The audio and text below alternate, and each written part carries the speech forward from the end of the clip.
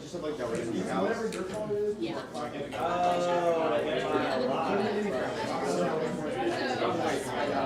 What do I think you did my bar right now? Yeah.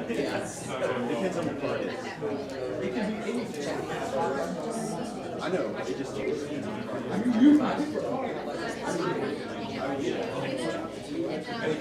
stickers on it.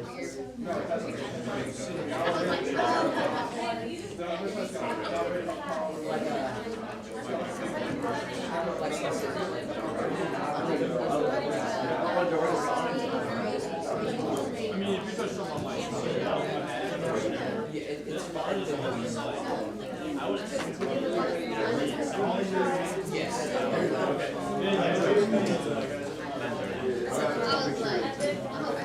long as you're confident.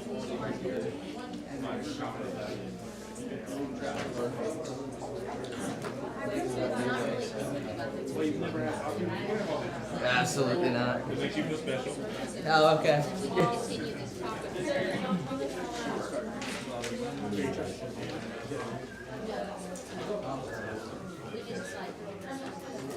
I'm assuming you want to all of your time, so I'm still getting introduced, but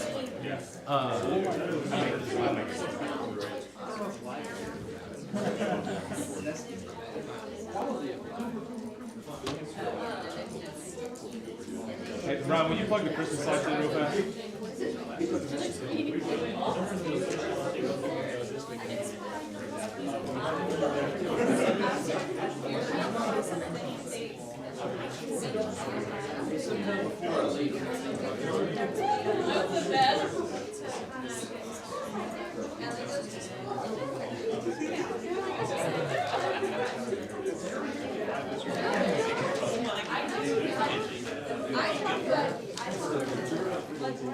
Yes, I did. After like 4 minutes.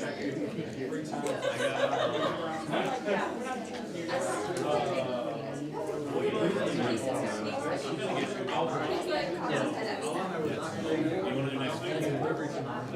Exactly. That is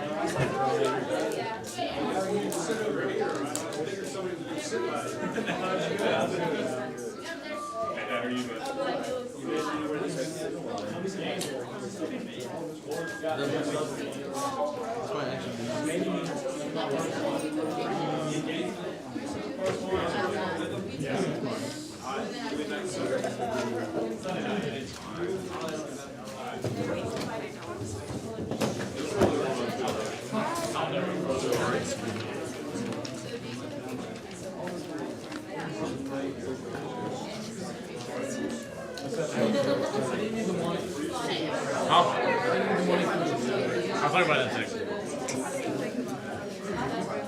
Alright, let's get class started. Billy said he's got 32 slides, so let's get him moving as fast as we can. Yeah, so he'll make it through like 12 maybe. Let's see. Let me go ahead and give you a retreat, like heads up. Today's supposed to be the last day, and so if you know you're gonna go and you haven't signed up yet, go ahead and sign up for the retreat. Most of you have. There's a lot of you that are going. There's a lot from here and university that are going. We have like 174 signed up right now in total, and so it's a pretty big retreat. It's exciting, and so you'll have the chance to meet a lot of people. So make sure you sign up today. If you sign up later, it's not the end of the world, but we're gonna get grocery really soon, so sign up today. For payment, it's the whole retreat is like $65 or something. We cover 35, and we ask y'all to cover 30. And so y'all basically just pay for your food for the weekend or something like that. That's how it comes out. And so for payment, one, if you can't, I've talked about this, just let me know, we'll cover it. But two, you can Venmo, just Dalraida Church, and there's a Venmo there. If you do that, put like college-winter retreat if possible. That'd be great. But just make sure it's for the winter retreat because that's like the big church account. And so we need to make sure we know where that goes. And so college-winter retreat. Or you can just do cash and bring it to me or something and I'll put it in it. So that works. And there's no huge rush on that. And so you can be on the bus and pay. It's not a big deal. So, work on your schedule there. We're going to leave at 6 p.m. from university's parking lot. They're like behind, like where their college room is. And I'll send all this out also. So just, you don't, like, there'll be reminders. And I'll send out like a packing list and stuff too. And you'll also, money-wise, you'll need money for the trip home as well. Because we'll have a meal after worship on Sunday. We'll stop in at like a Zaxby's and like McDonald's and stuff. There's an area there where we'll stop. So anyways, that's for the retreat. Most of y'all are going though, so that's really cool. It's exciting. I think that's about all. There's like a in-house retreat that's coming up toward the end of the year toward the end of the month. I mean, that I mentioned earlier, and it's been coming up on the screen. And so if you want more details about that's in the bulletin, or you can ask Billy and Shelby because they're kind of the head honchos over that. And so I think that's all. Head honchos, you like that? I think that's all. And so y'all let me know if you have any questions about the retreat. But if you think you're gonna go, just go ahead and sign up today. So on record. Okay, William.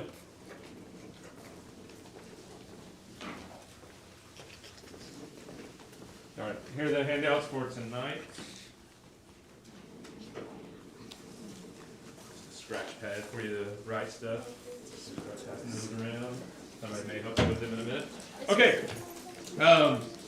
If you're joining us for the first time, we are working through how to have practical conversations about apologetics, which is the defense of the existence of God, the reliability of the Bible, who is Jesus, and all of those good things that are the foundation for Christianity. The way we've been doing it is adding to our roadmap. All right, so you should have two things with you eventually when you get the handout for tonight. Make sure it is handout number 4, and that's just a scratch pad for you to write a few things, and then make sure you have your roadmap with you so you can fill in. That's what we're doing throughout the class. Now, before you open it up, though, I want this, once again, this is a visual representation of a conversation you'll have with somebody. So before you refresh yourself on the inside of that handout, let's kind of work through the components of that map. So here's the first thing. If you want to cultivate a conversation with somebody, you're out in the open country and you don't know what they believe or where they stand on something, you want to cultivate a conversation, what are some critical questions you can ask?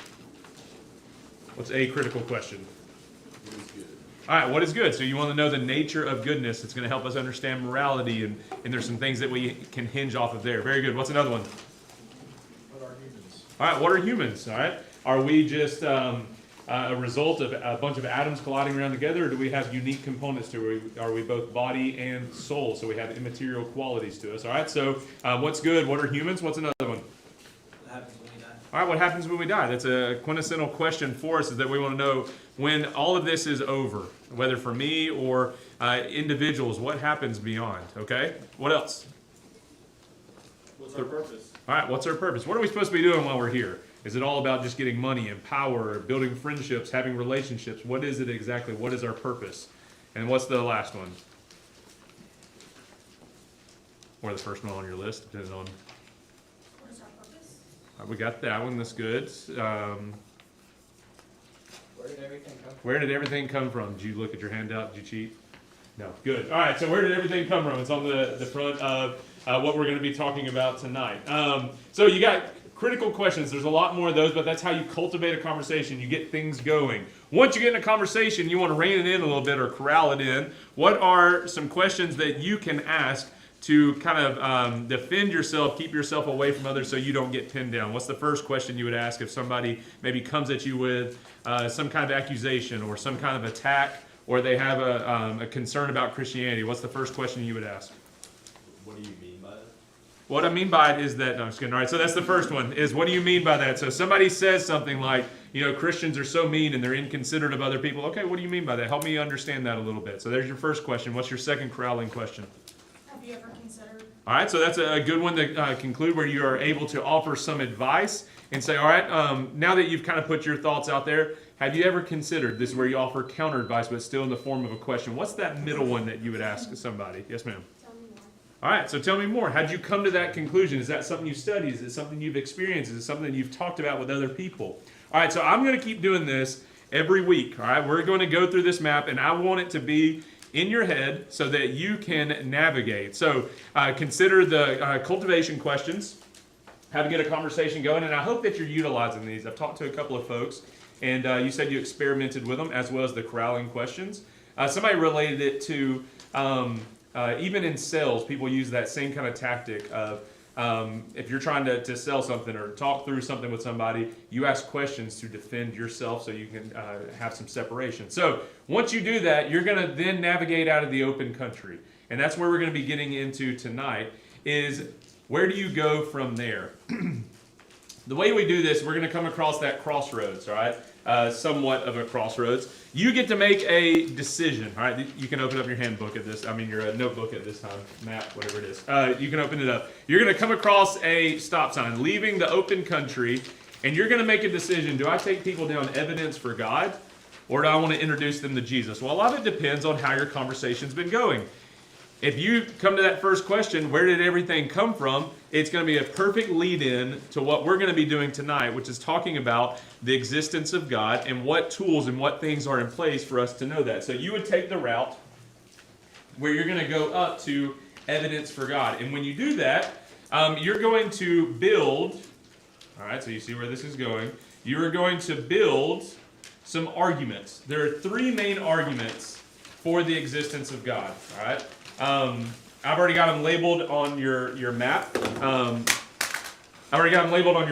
But these are what are called the three classical arguments. Classical in the sense of these are just foundational. It's ones that everybody needs to use. It's kind of like having your base package of tools. So it's like having a hammer and a screwdriver and a measuring tape. Okay, everybody needs those kind of things to be productive. These are the basic things. The one we're going to be talking about tonight, so once again, you think about a building, you build an argument, and this is where it messes up for me because we're going to go from the top down. That's not how you build a building, but anyways, you get the idea. But you're going to build an argument with somebody, and the way that we do this is like building a brick wall. You're going to look at evidence first, and you go up from there. This is not attacking and poking holes in what other people believe. You did that a little bit with your corralling questions. But this is going to be kind of in the realm of have you ever considered? Have you ever considered these things that we're about to talk about? The one that we're going to be examining tonight, and we're going to do one each subsequent week, tonight is the cosmological argument.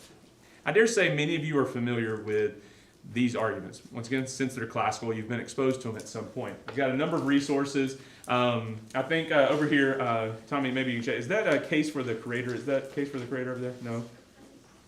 Okay, I can't tell which one that. Anyways, there's a good book. I got a couple of them here. You may know our good friends at Apologetics Press and Kyle Budd. He writes a book, Out with Doubt, a very simple one. Maybe your youth group went through that at some point, or you would just be interested. This is a very simple version of going through apologetics. If you want any of these resources or know more about them, we have a sales rep here with us tonight, Jeremy Pates. Since he works over there, he'd be glad to talk to you about that. Also Isabel, she's our sales rep. Never mind, she'll even mail it to you and everything. Then there's other sources. All right, another one that I grabbed is called the Case for the Creator. This is Lee Strobel. Other people have been exposed to this one as well. This is an interesting perspective because the guy that writes this, and he does some other ones as well, is from a journalist perspective. If you were a journalist and you wanted to figure out the evidence, what makes the most sense about the way that the world operates, then you can read this book. And it's very helpful because he interviews other people. He's got another part in this series, a Case for the Christ. And once again, he is a journalist and he's interviewing people. And there's actually a movie about, is it Case for the Creator or Case for Christ? all right, Case for Christ, there's a movie on it, and that's really neat just to see that. But a lot of different apologists approach these arguments based off of their personal perspective. So another one that I like is called Cold Case Christianity. Brian and I have talked about that one. He's a cold case detective, and he looks at the evidence for Christianity as if he were a detective. So there's all these little nuances on there. The reason why I say that is we go through this evidence tonight looking at what it's going to be referred to as the beginning of the universe.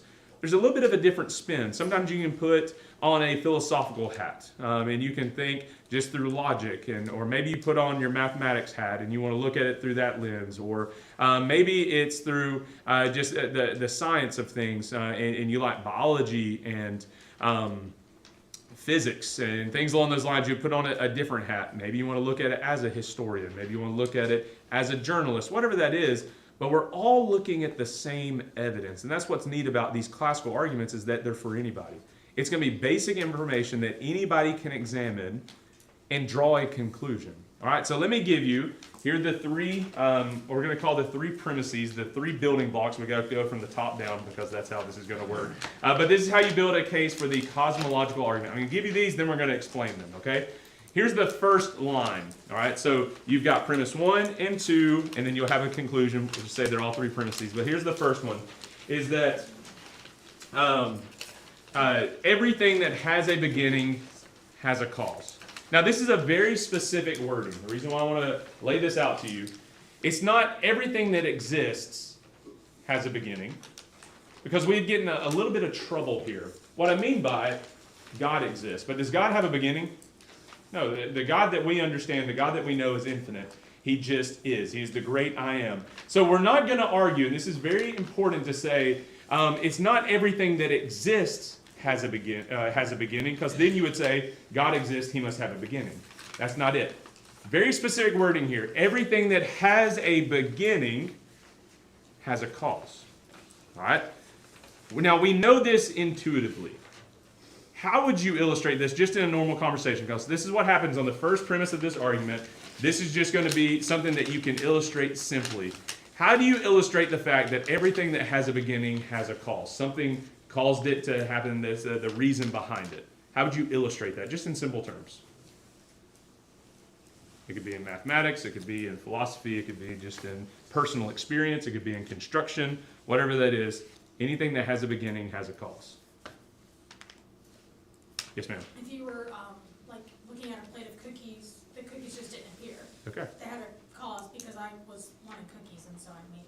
Okay, all right, so very good. That's a good illustration there. When you see something that didn't just spontaneously come about, that it had an originator behind it. So if you're the one that's making cookies because you wanted to make cookies, and there's something else to that too, you chose to do it. That's another very important component of this. But that's part of a cause, is that a certain type is going to be a personal cause. Chooses to do something. Okay, so if you saw a plate of cookies, it didn't just spontaneously come into being. It had a beginning, because we understand how cookies work, right? Some of us understand how cookies work better than others. Okay, how else would you illustrate that? Very simple, right to the point. How would you illustrate premise 1? Everything that has a beginning has a cause. Yes, ma'am. I mean, like with a farmer, you see a row of like crops of corn or potatoes or something, they didn't just pop out of nowhere. The farmer had to go and plant them and till it and take care of it. Okay, so something like that, where you look at a farm that also has design to it. So that's going to be part of where we go next week. We'll talk about design, but there's still components to it that say that there had to be a beginning because of how it looks, how it's structured. There's something more behind it because of the organization of it. I like that. That's a good illustration as well. Give me one more illustration. Something simple. Something that has a beginning, has a cause. Human life. Okay, human life, something simple, okay? Like, that's not, human life's not simple, it's complex, all right? But yeah, that'd be the thing, is like, where did we all come from, right? It has to have a beginning. Now, somebody says, okay, well, human life, you know, that we came from lower life forms, and those lower life forms came from, and you just keep on going until you get, you know, the primordial soup, where everything just came from. Well, where did that come from? Eventually, you're going to get to, it had to come from somewhere, right? That's the key idea. All these things that you're talking about, there's a number of ways you can illustrate this. If you heard a loud knocking on the door, you would say, who is that? right? Because you understand something like that, there's a cause that's behind it. You see a row of dominoes that are toppled over, you would know there was a cause. Something knocked over the first domino that led down the road. And so this is just an intuitive thing. So understand this, and once again, we're going to practice next week. We're going to go through our cultivation questions a little faster, all right? We're going to get better at this. Get your cultivation questions, your corralling questions, then we go to the evidence for God. You build a case for God. You're going to build based off of the cosmological. Premise number one, everything that has a beginning, you do past tense if you want to, had a beginning, or current, has a beginning, has a cause, all right? And here's the big one, and this is where the argument really lies, which is going to be in premise number two. The universe has or had a beginning. Now this is where it gets a little more complex. So on the first one of all three of these buildings, we build a case for God. On the first premise, you illustrate. On the second premise, you prove. We need to prove that the universe had a beginning. Now there's a number of ways that we can do this. We can get as complex as we want. You can get all the way down to talking about, the atoms and how they are structured. And I was talking about this to some of you that are Faulkner students. Dr. Sabir, and I've been happy about this. Dr. Sabir did a chapel today. He's going to be doing one per month. But as a chemist, he's looking at the evidence of chemistry and how that leads to life. But it has to have an origin to it. And he did a good job. He's got a whole book that you can get as well if you're a part of that class. But I've been having that on my mind as I've been thinking about this class as well, and thinking about human life and all these things, is that if we're going to say that the universe has a beginning, what does that mean? It has to have a starting point. Even our non-theist friends, our atheist friends, they believe that the universe had a beginning. What is that in normal terms? If you're in public school or just in general, when we talk about different theories about where the universe came from, and if everybody says the universe has a beginning, what is the main one if you were a non-theist? The Big Bang, right? Break that down for me. What does that mean? Okay, it's boom, all right? Very well illustrated. I like that. What is the Big Bang? As taught, as a theory, what is it? Do what? An accident. All right, an accident. All right, so there's no intentionality behind it. All right, I like that. What else? What went bang? What was it? He's never taught me that thing. Okay, all right, we're taught the Big Bang, all right? It was a something, right? It was, maybe it was a little ball of mass that was the size, this is mostly how it's talking, a little ball of mass that's the size of the period on a page, but it had a lot of mass to it, and so when it exploded, everything came from that, and it produced, energy and organization and all that kind of stuff. But we have a question about that, right? What's just a simple question that you would want to ask? If you say that is the beginning of the universe, and it was this small ball of mass that eventually exploded, what would you want to ask if you're going to be critical about trying to figure out what is truth? Where did the mask come from? Yeah, it had to come from somewhere, right? Well, we're going to see what people think about that, but that's a good question. But across the board, you're going to have non-theists, atheists, who believe that the universe had a beginning. There's a couple other things we can talk about with that as well, but just go ahead and hold that in your mind, is that premise number one, everything that had a beginning had a cause. We illustrate that very simply by thinking about a knock on the door. We think about cookies on a plate, something along those lines. And then what we have to prove is the universe had a beginning. Now, there are going to be some other options. What if somebody says, well, I don't believe the universe had a beginning. Maybe it's just always been, or maybe it created itself, or something along those lines. We'll have to respond to that. But that's then going to lead us to our conclusion in this building, right? So we're building an argument, cosmological. Everything that has a beginning has a cause. The universe has a beginning. Therefore, the universe has a cause. If there's a beginning, it has to have a cause. Something had to push the dominoes over, right? Somebody had, and this is because I like your cookie illustration, somebody had to choose to make the cookie. Somebody had to choose to make the universe. It's a personal decision. It didn't just happen out of chaos. You're going to have the beginning of the universe, and what we'll talk about next week is the design of the universe. It doesn't look like a bunch of confetti that's just been thrown out there, and all of a sudden it's a picture. No, it's strategically placed. So what you do in this part, though, so you got two premises and a conclusion. In the conclusion, I want you to think this way. What does this teach me about God? If the universe has a cause, and if the universe has a beginning, and the universe is extremely complex, it's powerful, it's big, and all the things that are in there, so like time and space and matter and all of this, the cause has to be something outside of that, which means it has to be greater. So if the universe that is powerful and big and is composed of matter and space and time had a beginning, then your cause has to be something that's extremely powerful. Something that is bigger than the universe itself. Something that is spaceless, timeless, and immaterial. Now, what would we ascribe to that? What fits that description? Right? It's God. God fits that description. There's nothing else that falls into there. Now, somebody may come back, and rightly so, you would ask the question of, well, if we just stopped here, how do we know which God? You're right. That's why we're not all the way through this map. Like we got to end the place that we're going to. This is just us navigating along. Eventually, we're going to explain this is the God of the Bible. But you see how we've built an argument. So next week, I want you to be ready. We're going to go through our cultivation questions, our corralling questions, then we're going to build an argument. We're going to start with cosmological, and you need to have in your mind everything that had a beginning had a cause. The universe had a beginning, therefore the universe has a cause. That cause is God. All right, so as we look at this, though, we've gone through this, but what do people think about the universe? A couple of familiar people to you, Richard Dawkins, if you've seen that name. When he looks at the universe and he observes it, he says, the universe that we observe has precisely the properties we should expect if there is at bottom no design, no purpose, no evil, no good, nothing but pitiless indifference. So some people have a really abysmal look of the, at the universe, that idea of, what's our purpose, where did everything come from, what are humans, all that kind of stuff. You've got someone who is an atheist, an active proponent against theism, and they're going to say the universe that we're all looking at, we realize that it doesn't have any design, it doesn't have any meaning or purpose behind it.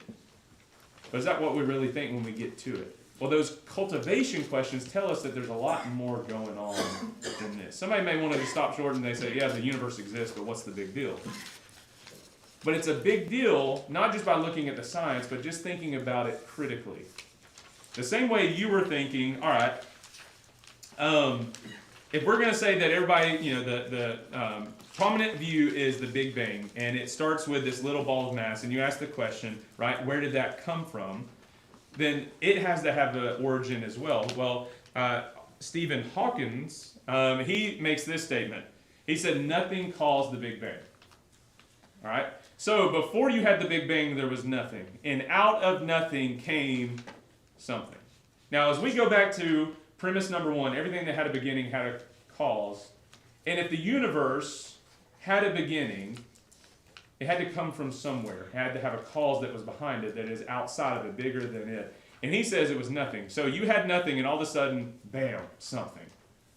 That's like, as Michaela said, that's like a plate of cookies just all of a sudden appearing. We don't see that in creation.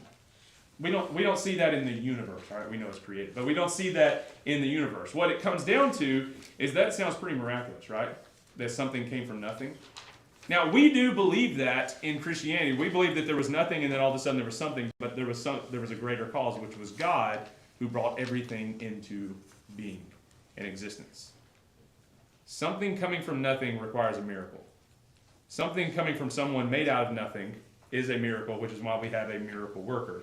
But I always like this as a response to where he says that nothing caused the Big Bang. That's the best they can come up with in science, is that it was nothing. Aristotle always said it best. Nothing is what rocks dream about. So that's what we've got. That's the best view that's come up potentially with where did everything come from.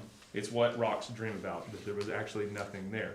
But what we're trying to get to with all of these classical arguments is this idea of what can we prove about God? What can we prove about God?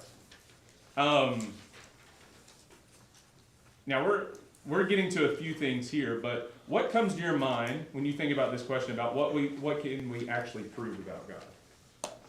What can you prove about Him? You made everything. Oh.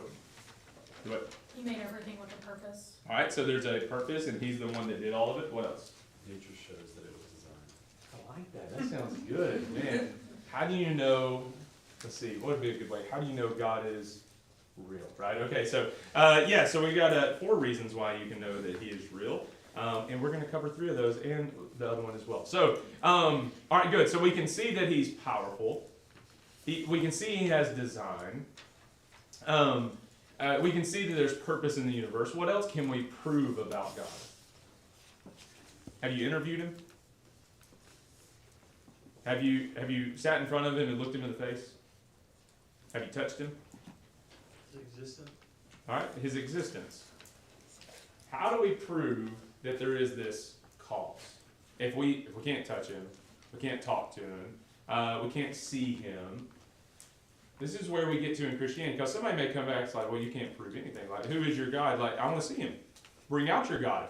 Let's have a conversation with him. And it sounds a lot like when Elijah was on Mount Carmel. Remember that with the showdown of Elijah and the prophets of Baal? Elijah was asking them about their God, right? He's like, where is your God? Where is Baal? If Baal is God, then, maybe he'll send down some fire. Since he's not doing that, and you've been hooping and hollering all day long, then maybe he's gone on a journey. Maybe he's taken a rest, or maybe he's taken a reprieve, whatever that may be. And it's like, let's see what your God has to say. Well, we know what happens with Elijah. He prepares the sacrifice. He calls on the gods, and fire comes down. So is that to be expected for us? So we're sitting across the table from a non-theist, and they say, okay, where is your God? Let's pray Elijah's prayer. And fire's going to come down. Is that our expectation? Is that something we can prove? It's like, well, that is the God that I'm proving, that he is the miracle worker. He's the one that causes all these things.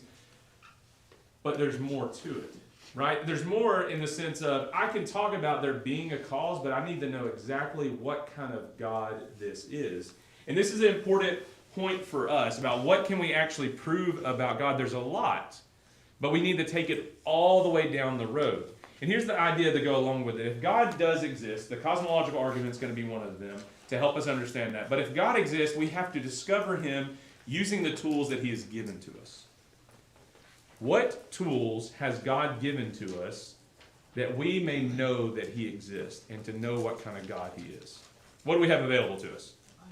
All right, we've got the Bible. That's going to be important. That's why it's going to have its own realm of evidence to know that it is reliable and it tells us something. So the Bible is absolutely important. It gives us insight into who God is, because this is the way that it operates. In order for you to really know somebody, you need to know things about them. Now, there are observational things that you can learn. All right, so I know a lot of you, and some of you I know more than others because of our interactions. And there's things that maybe you know about me. Some of you don't know anything. Maybe this is your only interaction. You've been in class. But you could just observe some things about me. So let's say that you decided to go upstairs to my office, and you look through the window, and I'm not in there. And you're creepily looking through the window. And you're looking at the window of my office, and you're going to be able to see a few things. You can see some pictures of my family that I've got set off to the side. You can see a mass number of coffee cups that are around.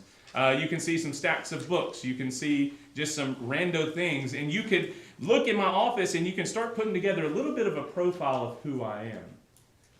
But doesn't it mean a lot more when you ask me questions or I tell you, and you interview me and you get to know what I'm thinking? Well, see, there are observational things that we can learn about God. The cosmological argument, along with where we're going to go with the other evidence, observational things.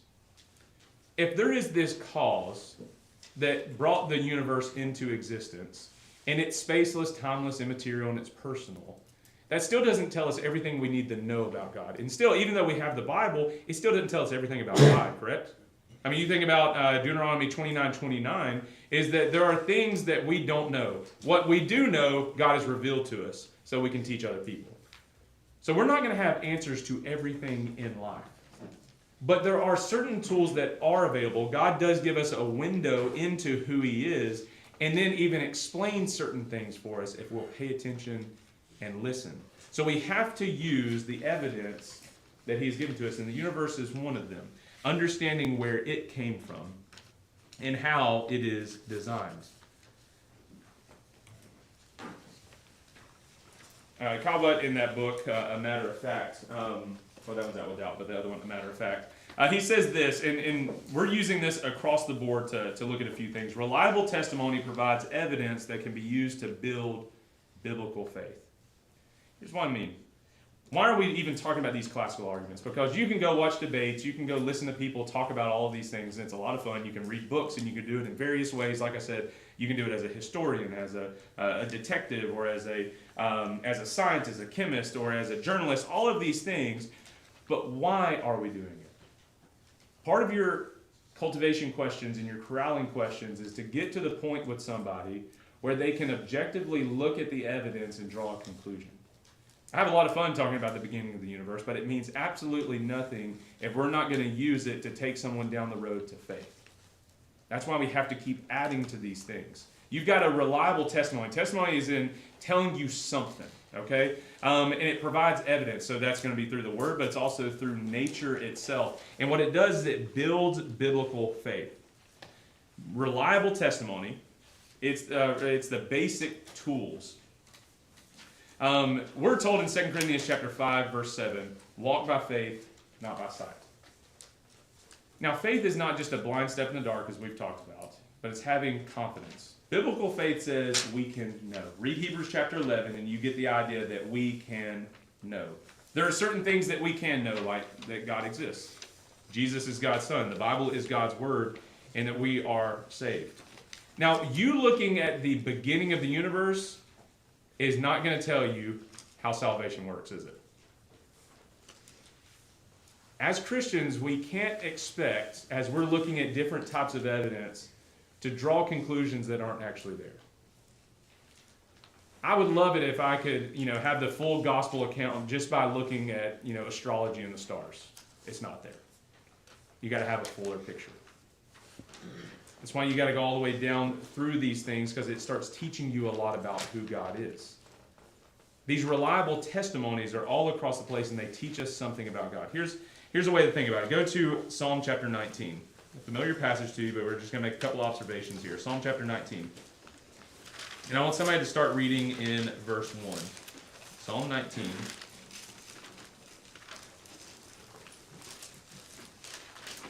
Start in verse 1 and go through 6.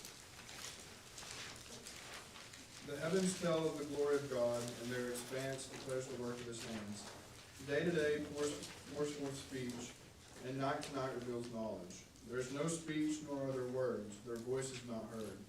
Their line has gone out into all the earth, and their words to the end of the world. In them he has placed a tent for the sun, which is like a groom coming out of his chamber. It rejoices like a strong person to run his course. Its rising is from one end of the heavens, and its circuit to the other end of them, and there is nothing hidden from its heat. If you look at these first 6 verses, and of course there's a lot of things about what we'd say the universe, right? Do you see the stars? Do you see the earth? You see the day? What do all of those things do? Look at your verbs in there. There's your nouns and how they relate to the verbs. What are those things doing? The heavens do what? Reveal God's work. They reveal, okay? Start in line 1. Look, the heavens do what? Declare. That's a speaking, that's a teaching thing. When we are observing the universe, it's telling us something, okay? The heavens declare. What does the sky do? It proclaims. Day to day do what? They pour out speech. Night to night does what? They reveal. Look, he says, look, there's no speech nor are there words whose voice is not heard. As in, they're speaking. Do you hear them? Do you understand them? Okay? Their voice goes out through all the earth, and their words to the end of the world. In them, he has set a tent for the sun. He says, observe the things that are happening. You can see the sun, you can see the moon, you can see the stars. And those are just a few components of the universe that we see. Because here's the thing. How is it that you can have an atheist look and say that the universe has a beginning, and we say, yes, the universe has a beginning, and we know that it's God, and they say that we know it's nothing? What's missing? They're looking at the same evidence that we're looking at. What's missing? Purpose? Creation? Honesty? Faith. Faith component. Faith, once again, is not just I hope all those things make sense. No, you start lining them up, and it's going to cause you to do something. To honestly look at the evidence, to see the purpose that is behind it. That's what they're missing. What we're trying to do is not to win an argument, Not to, we're not trying to just prove a mathematical formula. We're trying to lead hearts to God. And that requires faith.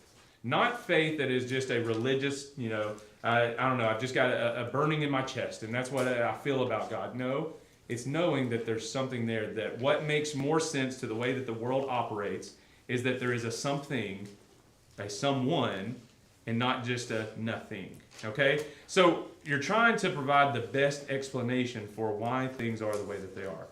Now, a couple of things I want to show you just about, I don't know why they animated that way, just about the cosmological argument. The reason why I call it this is because the word itself, cosmological, is formed of two words, cosmos and logical. What you're looking at, because I want you to have this in your mind, you're building an argument. This is a visual representation. When you see cosmological, you think about it. You think about cosmos, which means universe, logos, which means reason, or, really leading us down to design, but studying it. You're examining the origin of the universe, an examination, a study. So you're building an argument by saying, let's look around us. You've already cultivated a conversation by saying, where did everything come from? What's the origin of the universe? And the way you're going to do that is you illustrate. We all know that to have something, it doesn't just come into existence on its own. It has to have something behind it. So there's a lot of ways to illustrate this. I'm a very simple person. You've got a box, okay? In this box, there's absolutely nothing. If I were to take this box and just shake it up for a very long time, when you open up the box, what are you going to find inside? There's still nothing, right? We know that intuitively. We know it at a heart level. And even in, Jeremy, I like your comment about honesty, is that someone who is not a believer, they still have to come to terms with the same thing. You can't take a bunch of nothing and shake it up and eventually have something. You're not going to have all of a sudden the little ball that just pops up of mass. Now, somebody may come back and they're like, wait, hold on now. Maybe there was, we all know quantum physics, right? I know you guys are very familiar with quantum physics and how it works. No, all right. If somebody says that they know that, then maybe if they have a PhD, then they might, specifically in quantum physics, then they might know what they're talking about. For the most part, somebody that's going to come along and say, oh, we all know how it gets down to the quark level, and we all know how the universe operates. No, we don't. To know that there are some gaps in there. Even people who study all the way down to those kind of depths of the universe still have a lot of, I don't know. What makes the best explanation for those things? Now, scientists may say, well, given enough time, we'll eventually find a cause. We just don't like your cause. Is it more reasonable to believe that somebody put all these things into place, specifically as we get to next week and we talk about design? Does it make more sense that somebody did it, or just enough time and chance eventually produced it? If that's what you believe, then it's the equivalent nature of shaking up a box and then waiting for something to eventually come from it. So what this teaches us is a lot about who is God. All right. So when I've got down here, what has a beginning? That's a way of illustrating that. But what caused the universe? You've got. It's not just this impersonal what. It's a who. And it's who is God. Now somebody may come along and say, okay, that's all right. Well, we'll play your game. You're saying that there's a cause. Well, I've got a question for you Christians. Who created God? How would you respond to this? Somebody asked the question, if you're saying everything that has a beginning has a cause, then where did God come from? Who created it? How would you respond to this? He's always existed. He's always existed. God doesn't have a beginning, so therefore he didn't need to be created. Okay. Because this is the argument. This is why it's specific. If you say that everything exists has a beginning, then you would have to say that God has a beginning. For somebody to come in and say, well, God, where did God come from? Was there a God who made him and a God who made him? No, because what we're defending is Christianity, the God of the Bible. And the critics know that we are defending a self-existent, eternal God with no other God. So this is not a fair question to say who created God. That doesn't make any sense because we're saying that there is no creator. He just is. All that we're arguing is the universe had a beginning, not that my God had a beginning. So let's just put that to the side. Let's just simply look at the evidence for what's there. All right? So you piece it all together, and you get observing what's around us. You get space, matter, and time. All of these things had a beginning. As complex as you want to get to it, or you just can have it as simple as this on a page. Space, matter, and time had a beginning. And if they had a beginning, they must have something that is greater than them. And this is what the most important part of this whole argument. As complex as you want to get, but the simplicity of the conclusion is that if space, matter, and time had a beginning, then the cause must be spaceless, timeless, immaterial, but the other side of this, personal. Not personal as in he's on my own personal God, I'm going to put him in my pocket and make him whatever I want him to be. It's personal in that he chose to do these things. You can't have an immaterial what and you just, something sporadically that just came from it. That's not how these things would operate. But he chooses to do something. So before I even crack open my Bible, we learn something about God. Now this is very minimal, but man, there's a lot to go along with it. In fact, there's a lot more. So if we're going to look at the universe, it must, if you've got something that is natural, you have to have something that is supernatural. That means something that's outside of nature itself. This cause has to be powerful, incredibly powerful, in fact, to bring something from nothing, right? Because that's what he did. The cause must be eternal, so he is self-sufficient. No, you can't have a God who made a God who made a God. He is just the way that he is. He must be omnipresent. In order to create space, he's got to be everywhere and is not limited by it. He's timeless and changeless. He created time itself. So we gauge things by time, but he is outside of time. He's immaterial, which means he transcends. He's above space and time and humans. He's above us, so he determines what we do. He's personal. He had an intent to do these things. He's necessary. Everything depends on him. He is infinite and singular and cannot have two others. So there can only be one God. You can't have two infinites existing at the same time. So you can't have the polytheism. It wouldn't match the just looking at the singular cause. It must be diverse, yet have unity. To be able to do all of these components, but also to be united. Sounds a lot like the Trinity, 3 in 1. The cause must be intelligent. The cause must be purposeful. He deliberately created everything. Must be moral, as we're going to go along, because there's a moral lawgiver. Has to be caring because he upholds the things that he has made. This is just scratching the surface. I know you can go research, you can go read books and everything, but once again, this is practical apologetics. How do you have conversations with somebody? You take them down the road. Let's go a step further next week. So appreciate you guys. If you want to take your map, write your name on it, put it over here. If you want any extra copies of things, you're welcome to do that. But thanks for being here this evening.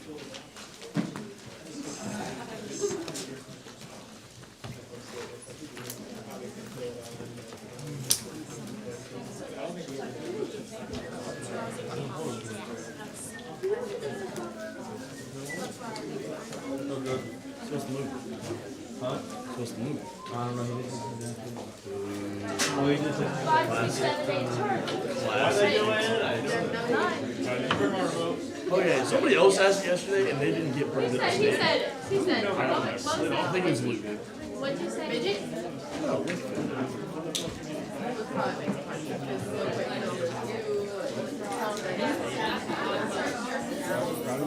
Not terrible. You're doing better. I'm getting better. Hi.